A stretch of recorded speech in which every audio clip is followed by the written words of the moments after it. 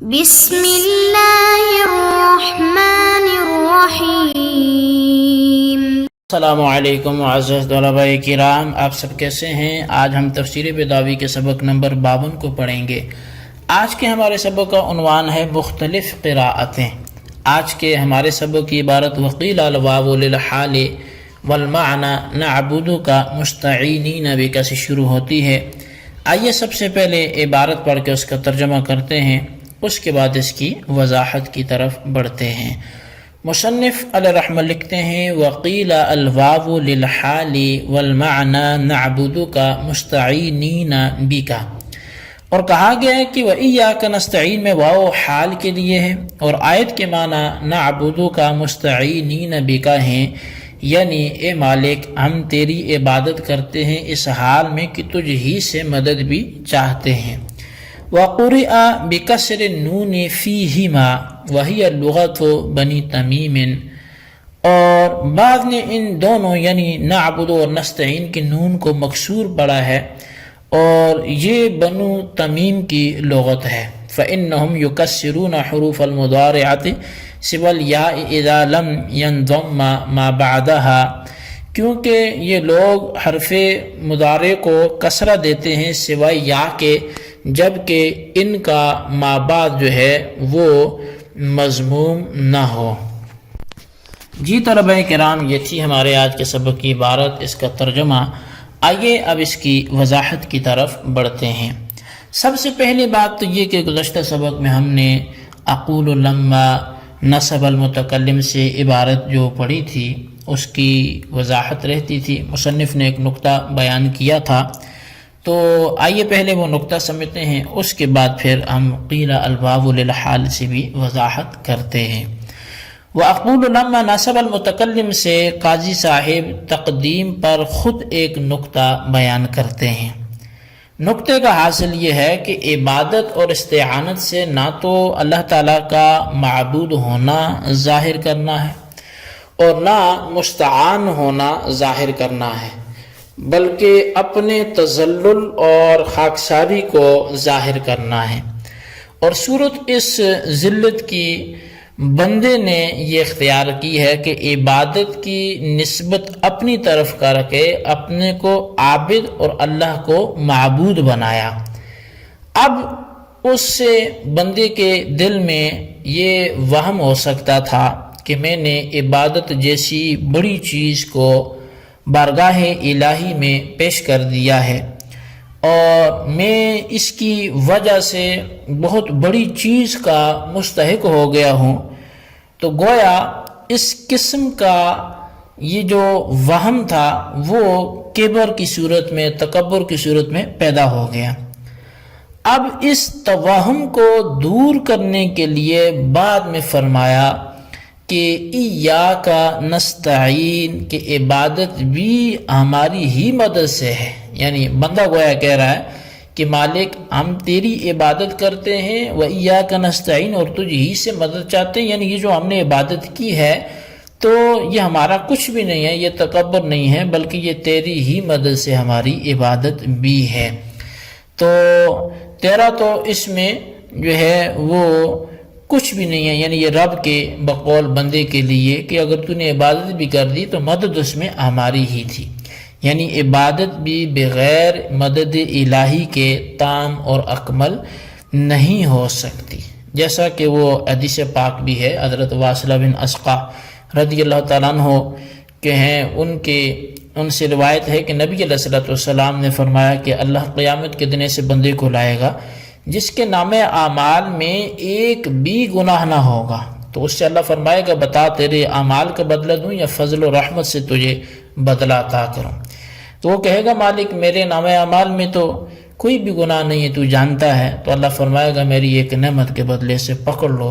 اور جب نعمت کے بدلے پکڑا جائے گا تو پھر ساری نیکیاں اس کی ایک نعمت کے سلسلے میں چلی جائیں گی، لیکن اس کے پلے کچھ باقی نہ رہے گا۔ پھر وہ فضل کا سوال کرے گا تو اللہ تبارک و تعالیٰ فضل سے اسے بدلہ عطا فرمائے گا۔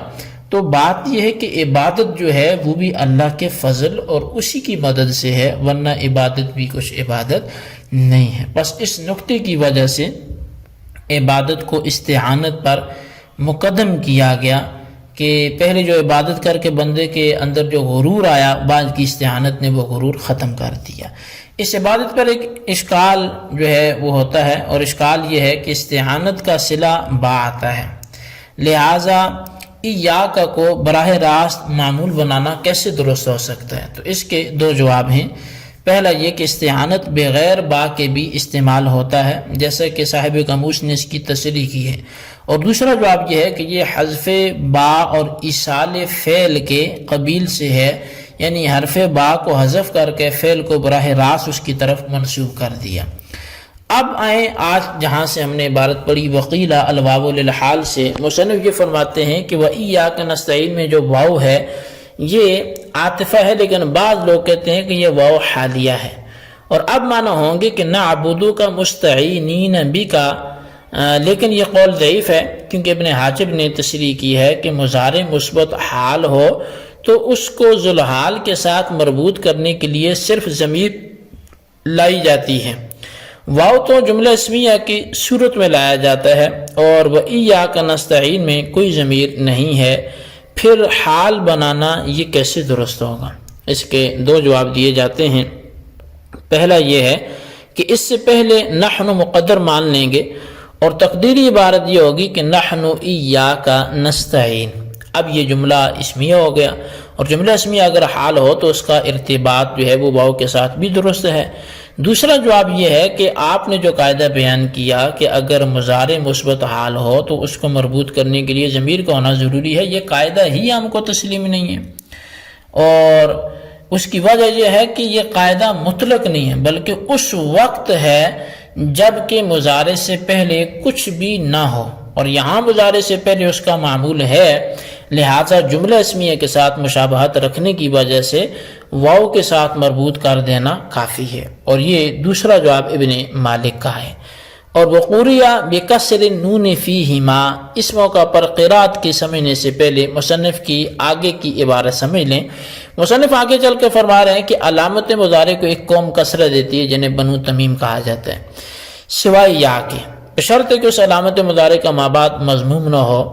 علامہ ردی نے اس کے بارے میں یہ فرمایا کہ ثلاثی مجرد کے اندر معروف کا صیغہ جو باب سامعہ سے ہو، خواہ صحیح ہو یا اجوف ہو یا ناقص ہو یا مضاف ہو، اس باب کے علامت مضارع کو سوائے یا کے کسرہ دیتے ہیں، اور یہ مسلک علاوہ اہل حجاز کے تمام عرب کا ہے۔ اور مزید فی کے اندر اگر شروع میں ماضی کے حمزہ وصل آتا ہو تب بھی علامت مضارع کو سوائے یا کے کسرہ دیتے ہیں۔ مجرد کے اندر کسرہ اس لیے دیتے ہیں تاکہ وہ ماضی کے مکسور العین ہونے پر دلالت کرے، اور مزید فی کے اندر کسرہ دینے کا مقصد یہ ہے کہ اس بات پر دلالت کرے کہ اس کا ماضی مکسور الاول ہے۔ سامعہ کی مثال اگر وہ لفظ مثال کی قبیل سے ہے تو صیغہ متکلم میں جو ہے وہ ایجل ہو پڑھتے ہیں، اس کی اصل اوجلو تھی، اور اجوف کی مثال صیغہ متکلم ای خالو جو اصل میں اخیلو تھا، اور مضاعف کی مثال صیغہ تکلم میں اعد جو اصل میں اعد تھا، اور مزید فی کی مثال نستعین ہے جو اصل میں فتح نون کے ساتھ تھا، اور نستعین یعنی یہ مثال بن جائے گی۔ اور یہ قاعدہ سوائے اہل حجاز کے سب کے نزدیک متفقہ ہے کہ علامت مضارع یا کے بعد اگر واو آ رہا ہو تو اس یا پر کسرہ کو جائز قرار دیتے ہیں، اور وجہ اس کی یہ ہے کہ یا کے بعد واو کا تلفظ ثقیل مانا گیا ہے، اس لیے جو ہے وہ واو کو یا سے بدلنے کی ضرورت ہے، اور یا کے مضموم یا مفتوح رہتے ہوئے واو کو یا سے بدلنے کا کوئی بہانہ نہیں ہے، اس لیے یا کو کسرہ دیتے ہیں تاکہ اس کے مابعد والے واو کو ما قبل مکسور ہونے کی وجہ سے یا سے بدل سکیں،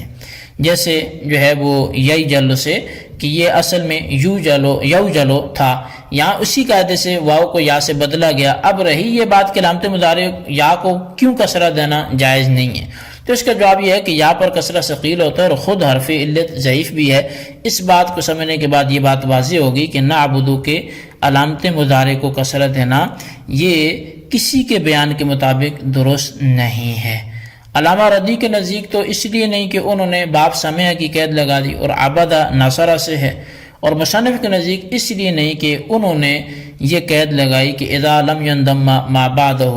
تو اور نعبدو کا ما بعد جو ہے وہ مضموم ہے، تو پھر مصنف کا یہ کہنا کہ نون کا کسرہ نعبد و نستعین دونوں کے اندر پڑا گیا ہے کیسے درست ہو سکتا ہے؟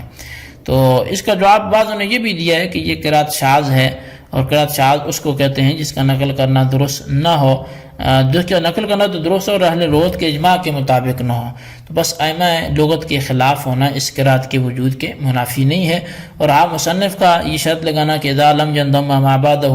تو اس کے معنی یہ ہیں کہ اس کے ما بعد جو ہے وہ متصلاً جو حرف آ رہا ہے وہ مضموم نہ ہو، اور یہاں نعبد میں جو بعد ہے وہ عین ہے وہ مضموم نہیں ہے، لہٰذا مصنف کے بیان میں بھی کوئی منافات نہیں ہوگی۔ جی طلبہ کرام، یہ تھا ہمارا آج کا سبق، اس کی عبارت، اس کی وضاحت، اس کو اچھی طرح سمجھیں، اس کے خلاصے کو ضرور رجسٹر پر لکھیں، بالخصوص ان سوالات کے جوابات دیں۔ سوال نمبر 1 یہ ہے کہ بنو تمیم کی لغت کیا ہے، وہ کیسے پڑھتے ہیں، وضاحت کریں۔ سوال نمبر 2 یہ ہے وقیل الواو للحال سے مصنف کیا بتلانا چاہتے ہیں، وضاحت سپرد قلم کریں۔ اللہ تبارک و تعالیٰ سے دعا ہے جو کچھ ہم نے پڑھا سنوں سے یاد رکھنے کی توفیق نصیب فرمائے، آمین بجاہ النبی الامین صلی اللہ علیہ وسلم۔